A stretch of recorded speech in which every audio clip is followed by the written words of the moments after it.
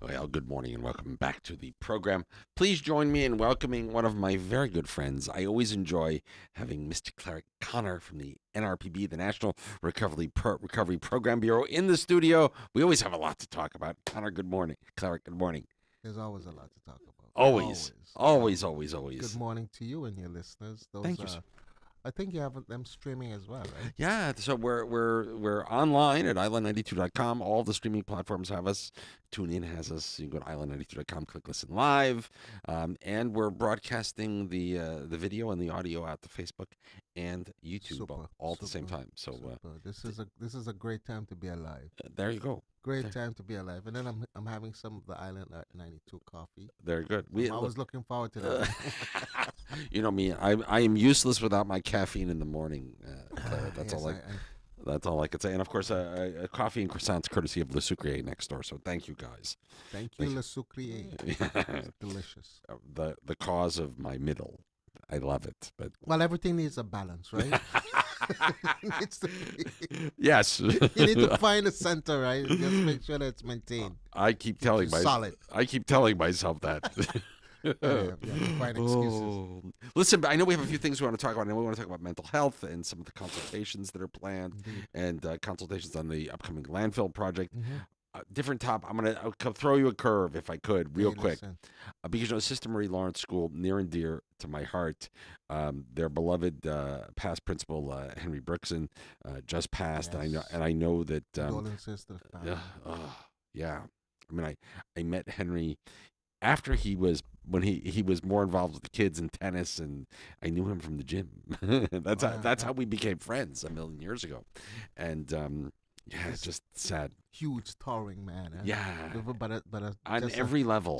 kind individual. One of the kindest Yeah, people I yeah. think He I've was. met He was. in I my think that time. spirit is gonna live on. I think he has impacted so many persons over his lifespan.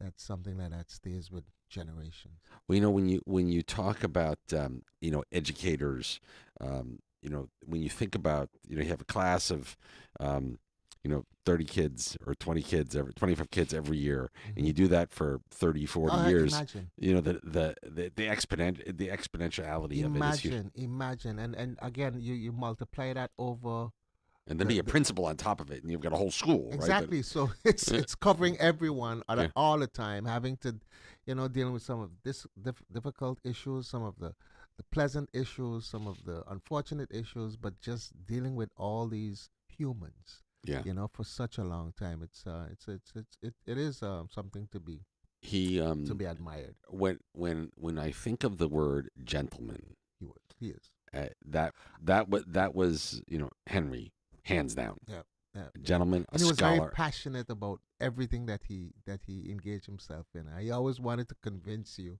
Yeah, and just trying to add to whatever you're doing. And he was a great spokesman, a great person defending causes. I mean, one of the things that he was so global grant that's out there, Yeah, over $300,000 to help yeah, turn this into a school of excellence. yeah. And I just saw in the paper, and I've been reading some of the press releases over the last few days Hmm. that um, so the tender, the bid was the request for bid was sent out, Hmm. and we had one response. Yes, unfortunately, I mean for us as an institution when you have to listen. The market is a very small market. The Mm. cement market is a small market, and when you deal with a small market with so many different poles, so many different things happening at the same time. If you drive around the island, you see all the construction going on. Mm. Someone has to do it, Right. right? But these types of bids tenders that we put out would be considered a medium to large tender on the island. So it takes a very specific type of contractor to respond to such a tender. But prior to us retendering this project, This was the second time it's been this out. yeah, because remember the whole issue with the foreign company that won before. Mm. We had to pull it back. We didn't have to pull it back. I'm saying the tender failed in terms of the execution of it, so we had to cancel that contract. But now we have an opportunity where the local market was given a second chance at this. Hmm. And as such, we tried to. I think we were here on your show a couple months ago Hmm. with the team planning our procurement sessions And because talking about what this means, and, exactly. because it's not, you just can't say, "I'll bid," right? No, there's a lot that goes into it, and on top of the fact that you're bidding on a $4 million project, $4 million plus project. You're also bidding on a project that has very specific rules and regulations and processes that is not not necessarily unique to our St. Martin market, but it's more global. So it's an open international global bid. So what happened? Just to make a long story short, we retendered this, and then only one bid we received that would have qualified because we do it in two different segments. One is the technical opening of the bid, and then the financial opening. So if you don't pass the technical opening, obviously Yeah, there's no need to look at a financial. right. So, but only one company bid. We did have some interest from the local market, some questions. We even delayed the closing process or the closing time. And, unfortunately, we only had one company that had a viable technical bid, which right now we're going through the process of reviewing that. So we wanted to put out this release just to inform the public that on one hand, despite the fact that we've done so much in terms of trying to get people to understand and prepare themselves as to how to bid for these types of contracts, um, we the response wasn't to the satisfaction that we had anticipated to be. But we're still there. The market is still there. We're still pushing, and yeah, actually yesterday, coincidentally, I had a meeting with a local organization that I'm trying to again reach the local market with information to assist. In this way, sometimes as you narrow it down, as you go into the funnel, you find a more strategic and more direct way to bring your Hmm. communication over. So that's what we're doing now. I'm the type of person that I am. I'm gonna keep pushing and pulling until we can be successful in getting the market up to speed. Do you think that now that the one responder to the System Reliance Hmm. uh, bid, or the one person, the one company The that one was, qualifying bid that we received. if they make it through the technical process, then they'll go on to the financial process. If they make it through both of those processes, they will be awarded the bid. Obviously, The bid. obviously, Okay. that's the only company that would have um, uh, you know respond I am. to I all and I'll that t- to I'll, all of I'll I'll everything that tell you you asked. my interest in this. Besides um, my compassionate feelings for the Brookson family, with Henry's passing. The Rotary Club of St. Martin and a number of other Rotary clubs around the region and around the world have put together a global grant, that to help turn System Reliance School into a school of excellence Excellence, yes, with equipment and training yes, and yes. technology. But you can't go down that path if you don't have a building to put the stuff in. And that's the thing. That's the thing, Dr. Sock. When we work on these projects, it's not just about a brick and mortar, right? Yeah. It's not just about building walls and putting in windows and doors. It's about preparing an institution to house programs that, in the end, serve the community, build on generations. And Unfortunately, schools really are the heart and of that those is small exactly communities. what I was about to say. Unfortunately, if you think about the time that passed since it, um, and and understanding that every single year, and it started last week again, 2 weeks ago, that young people go to classrooms to be developed through education. Outside Um, of their community. exactly. This particular school for the last 7 years was unable to do that, and it's continuing until until we would be able to It's a damn rebuild shame. the Mm. school. So it's going to take a while. I was watching U.S. television last week, 2 weeks ago, and it was showing the anniversary, 20th anniversary of Katrina, Mm. and you know how that was. These Yeah. hurricanes are real disasters when you think about it, and it affects, it can affect generations, in its aftermath. So, we're doing what we have to do as a country. We are resilient, and resiliency means something. It's not just a word, but it's really, Mhm. a spirit and action, a way, and we're gonna continue until we get the system of Ailerons back up and running, until we get the library back up and running, until we get Bravo. Charles Leopold Bell School. You know, If you look out and kind of, how long before you think with these projects we see shovel in sand, shovel in ground? usually a wall bank project takes 18 months Mhm. before a nail is driven into a piece of wood. Mhm. But it's not just 18 months of shoveling papers, right? I Mhm. mean, we just spoke about these projects that we work on. It's just not about the brick and mortar. It's also developing programs around it. Some policies Mhm. and different types of requirements that needs to be done. So, and if you bring that into context of the trust fund, we are not here just to build one school, right? We're here in terms of an institution, in terms of a country, in terms of a government, in terms of a people, rebuilding after a disaster. This is about being. It's about resiliency, right? Yes, it's all It's about about making sure that after the next big one, which I would like to say we'll never have another big one, but let's not kid ourselves. It that. will Wait, wait, happen. wait, wait, wait, It wait. will happen. I'm gonna stick to this. We will have other Um, big ones. right. We just It's have to making be prepared for them. exactly, and that the more resilient we are, the more prepared we are. Yes.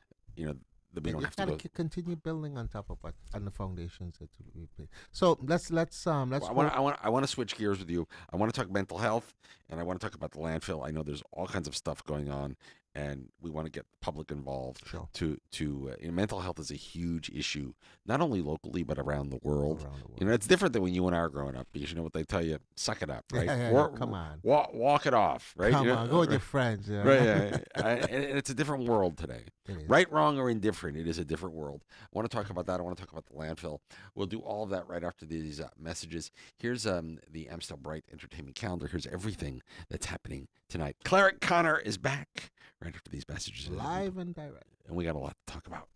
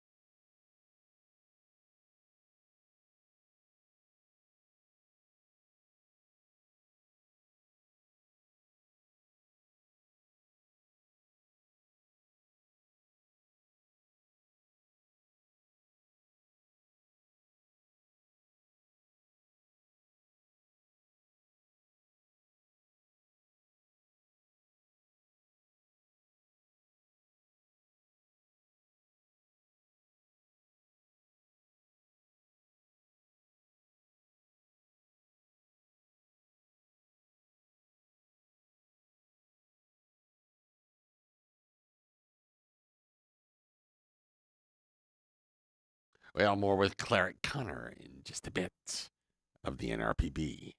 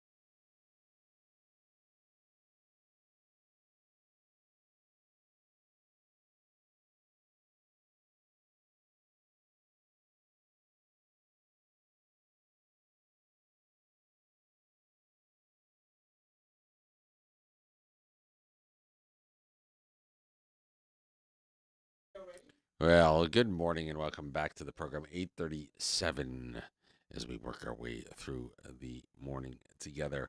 My dear friend Claret Connor is still in the studio.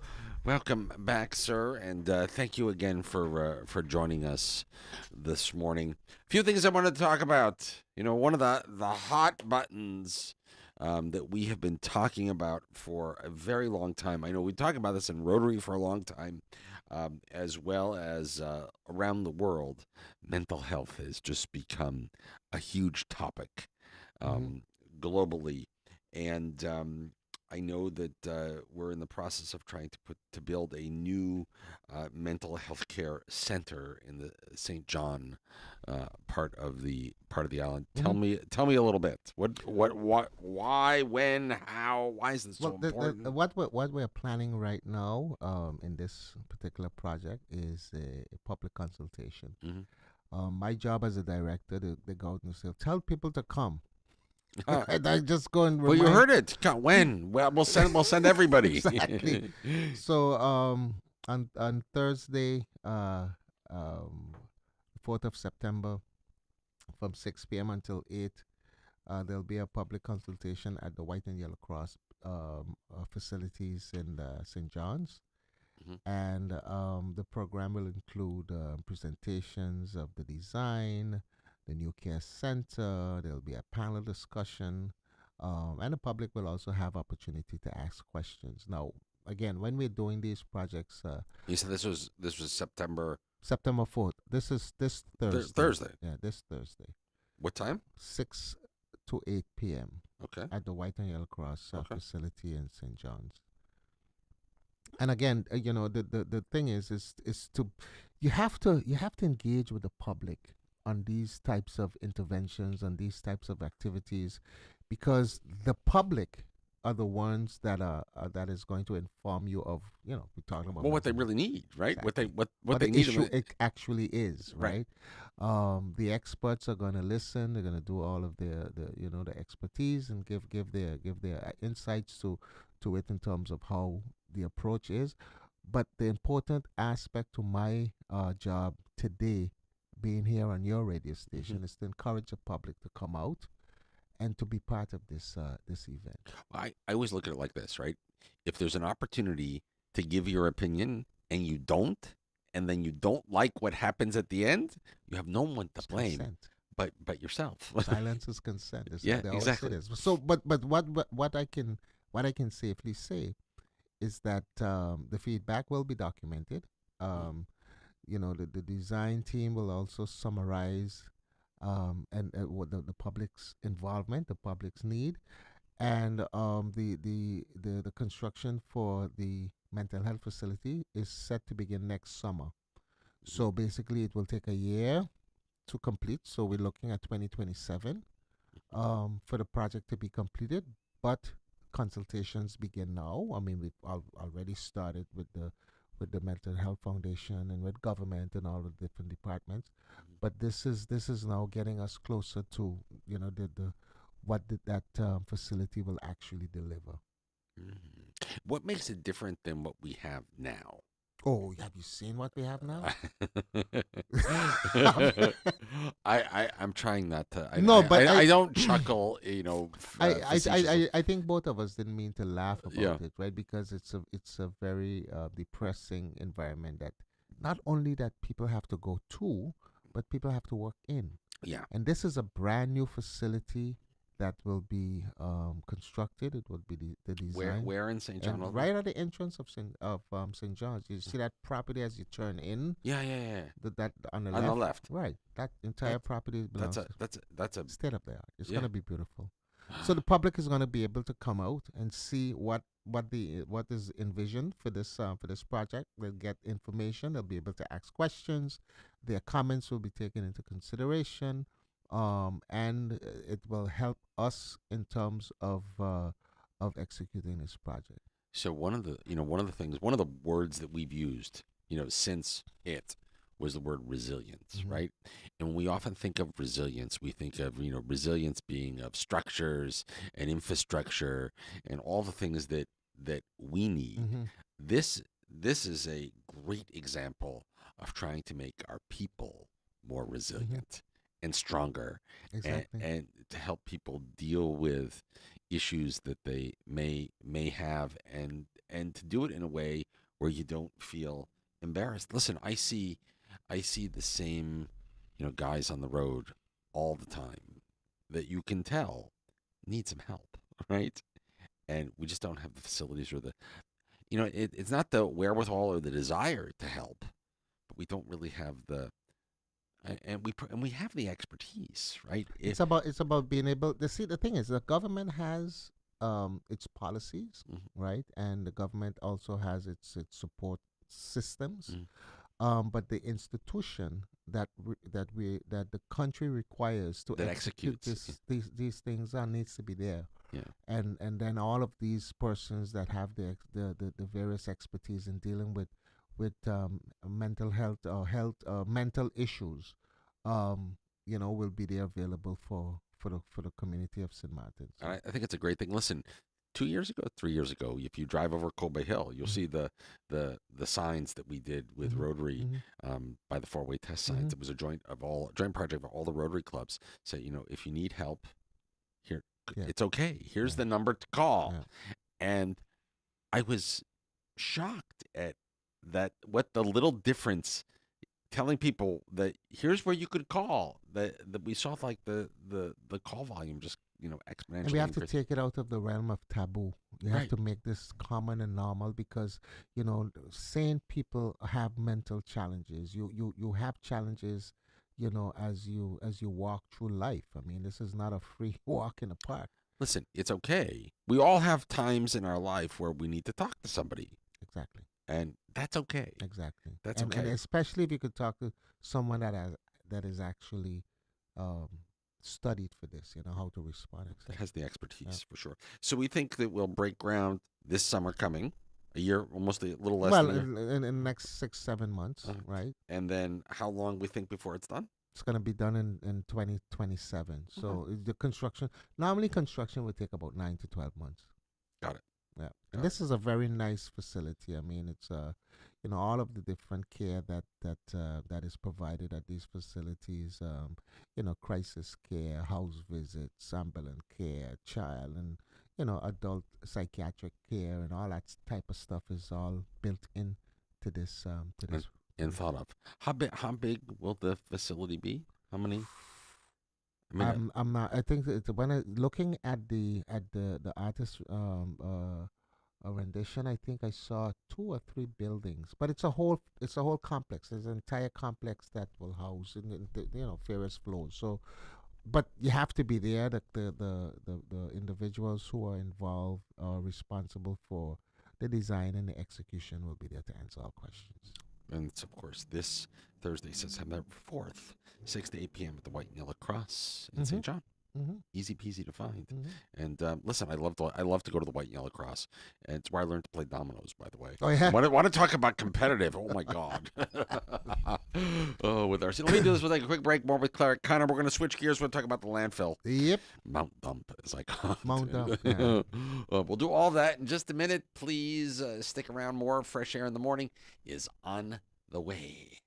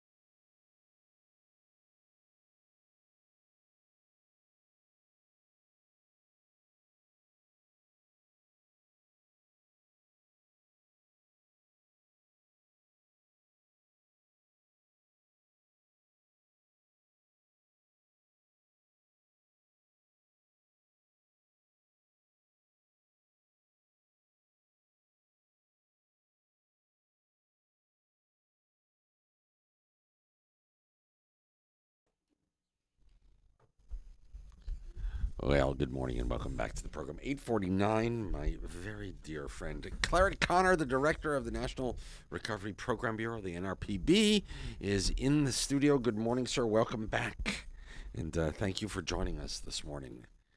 It is always my pleasure, Dr. Sock. It's always it's the coffee. I know you could admit it. It's okay. I'm teasing All you. the coffee and what did you say, Tuesdays and Thursdays? Tuesday and Thursday croissants, Yeah. coffee croissants, always made possible by Le Sucrier. I'll be, because recycle it normally finishes around 7:20. Stop by. 7:15. Stop by. I'll be anytime. like, hey, let's see what's going on. You don't need an invitation to come in the studio. You come anytime you want. Listen, one of the other things I think that's near and dear to everyone's heart on the island is something that we have been struggling with for years and years and years, and that is our landfill. And I had Minister of Rami, Patrice Gums in last week. We talked a little bit about another public session that's coming up to talk about the life. Yeah. That's Wednesday, Yes. the 3rd. So not tomorrow. Tomorrow. Wow. Tomorrow, see. Where's that one going to be like? That'll be at the Bel Air Community Center. I think that's going to be. I think you're going to have a big turnout for that. I think so too. I think we had one 2 years ago in March Mhm. or last March. I'm confused right now. I think it was last March. Yeah, we had a huge turnout with some of the stakeholders. I was more focused on the stakeholder and getting some response from those who are actually involved.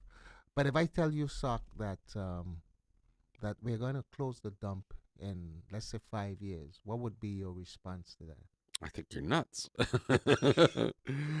Because, and I'll tell you Why? Why? I want to know I'll why. tell you why I say that. Because change is one of the hardest things on the planet for human beings. We become so ingrained in our habits and our customs and things that we do. And closing our dump means that we have to do a mass re-education of how we handle not just waste in general, construction debris, household debris, restaurant debris, every kind of waste that you can think of. We have to do a mass re-education on how we handle it, and that takes time. I'd love to say spot on. Please God, I hope you're right, Claret. I hope 5 years from now we'll both all walk in here a lot older, a little grayer. I don't think I could get more gray. This is it for me. And hopefully a whole bunch wiser and say, Sock, you were wrong. So I invite you 5 years from now, September 2nd, 2030, to tell me I'm wrong. Why don't I why don't I say it this way then? We're gonna start working on closing this dump. Bravo. Right? That's what we're gonna do. That's the reason for this public consultation as well. Because, the thing is, like you've rightly said, right? The issue for us is we all produce waste every single day. I just came in here. You just did it. The young lady just did. Just had some coffee, right? And the first thing we did was put the Where is this ending up? Where is it gonna go? We could go visit it. We could go visit it. You could go visit your trash at the dump here if you wanted to. Exactly. So what it takes in order for us to be able to close the dump, not just by, I'm happy that you responded the way that you did. It's not just by us saying that we're not going to produce any more dump, but it takes a complete transformation. It takes a complete new way of understanding waste. Yeah. And being able to make that shift as a country to say, well, all of us collectively will have to. But in order for us to get there, we need to, and we started to talk about it with Mr. Brookson. Right, it takes the generations that are coming from the schools, from primary schools. We have to start, that preschool and start teaching. Exactly, and that happens within the households. That happens within the different groups. So this event that we're having, there'll be basically an introduction to government's policy and direction on waste. The country has a vision for Waste 2050. That's something that started a while back. But every vision, every objective, every target requires steps, and we're working on the initial steps right now in terms of how do we repurpose, recycle, reuse, and decrease the amount of waste that we I'll produce. share with. I remember this has got to be in the early '90s Mm-hmm. in one of my hometowns in Connecticut. Mm-hmm. In Milford, Connecticut, they just started to do recycling, um, and you know there you had a day of the week that you put your garbage out Mm-hmm. for it to be collected, Yes. and you just didn't leave your pail out, and they came every day or tried to come every day to pick things up, right? And they introduced a blue bin. Everybody got a blue bin, and you were supposed to put in the blue bin, your cans and your plastic bottles. You lightly wash them, rinse them out, and put them in the bin. And when you would put your trash out, you would also put your blue bin out that had the plastic, the cans, and inside of a brown paper bag, they wanted you to put your newspaper, your paper products, all, and you would leave it. Um, and it took close to a decade, but now it's routine, you know? So started by the early 2000s, it just became habit. Right. And that you didn't, when you had in the kitchen, right? You had the trash, Mm-hmm. you had the recycling, Mm-hmm. and they both went out. Mm-hmm. And you never really it just became Routine. Actually, right, it becomes second nature. Actually, right. and that's the thing. You have to. It takes repetition. It takes constant, but also it takes the the the the, the process, the tools. The direction, Hmm. the cooperation to say, guys, if you sort what you are going to dump, then it helps us in terms of streamlining that waste Hmm. into the different areas. And it could be recycled, it could be repurposed, it can be reused in some instances. And that's what we need to get to as well. So it's not rocket science. No, It's just a way of I mean, here's the good thing about being late to the game. My buddy Emil Lee says this all the time. We're late to the game, but other people have tackled this problem, right? So we don't have to reinvent the wheel. also you can learn from other Right, mistakes, right? exactly. Mishaps. So Right. as being late doesn't necessarily mean that you're not going to be successful I agree. what I you're agree. going to Like I would love to see us get to a process by which, so I live in Simpson Bay Village. If somebody said to me, "Sock, Tuesday is your day, or Tuesday and Thursday is your you'll be day," happy to to comply. I would be happy to wheel out to the end of the street my trash bin on Tuesdays and Thursdays and my recycle bin on Tuesdays and Thursdays. And at the end and on other days besides Tuesday and Thursday, I'll keep it in the yard. Mm-hmm. Um Indeed.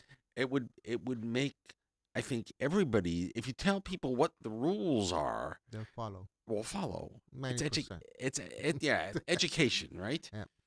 It takes time. Yeah, it It does. takes But so and again, we talked about the project. I think I was here a couple of years ago. We were talking about the cleanup of the lagoon and how we remove yeah. the ships, etc., from the bottom of the lagoon. And that this is that project. This is EDMP. This is the Emergency Debris Management Project. Hmm. But what EDMP does, it's an $85 million project within the trust fund, Hmm. right? So what it's doing is setting the foundation for the long-term waste, like what we've discussed earlier, just now, basically in terms of how do we close the existing landfill? What is required for us to be able to say that we're going to cap it off? We're not going to put any more waste there, because by then we would have had different ways of processing waste.